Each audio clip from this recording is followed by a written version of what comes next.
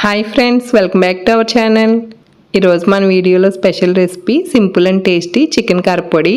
ఈ చికెన్ కారపొడిని ఎంతో ఈజీగా చేసుకోవచ్చు. ఒక నెల వరకు నిల్వ కూడా ఉంటుంది.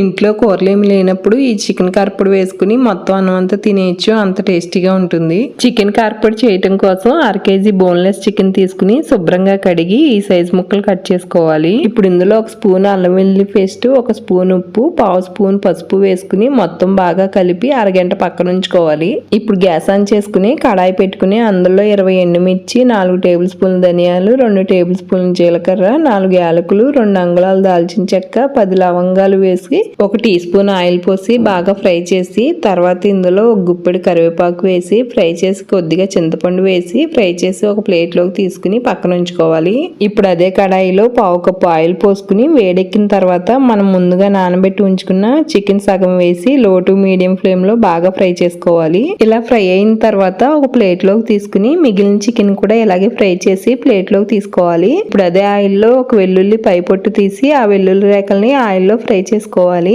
ఇవి బాగా ఫ్రై అయ్యాక ఒక ప్లేట్లోకి తీసుకుని మిగిలిన ఆయిల్లో 10 వెల్లుల్లి రేకల్ని దంచి వేసుకుని ఫ్రై చేసి తర్వాత ఇందులో 1 గుప్పెడు కరివేపాకు వేసి బాగా ఫ్రై చేసి గ్యాస్ ఆఫ్ చేసుకుని చల్లారనివ్వాలి. ఇప్పుడు మనం ముందుగా ఫ్రై చేసి ఉంచుకున్న ఎండుమిర్చి మసాలాలను మిక్సీ జార్లోకి తీసుకుని 1 స్పూన్ ఉప్పు వేసి మెత్తగా మిక్సీ పట్టుకుని ఒక ప్లేట్లో తీసుకుని పక్కన ఉంచుకోవాలి. ఇప్పుడు ఇదే మిక్సీ జార్ లో మనం ఫ్రై చేసి ఉంచుకున్న చికెన్ ని సగం వేసుకుని మిక్సీ పట్టుకుని ఒక బౌల్లోకి తీసుకోవాలి.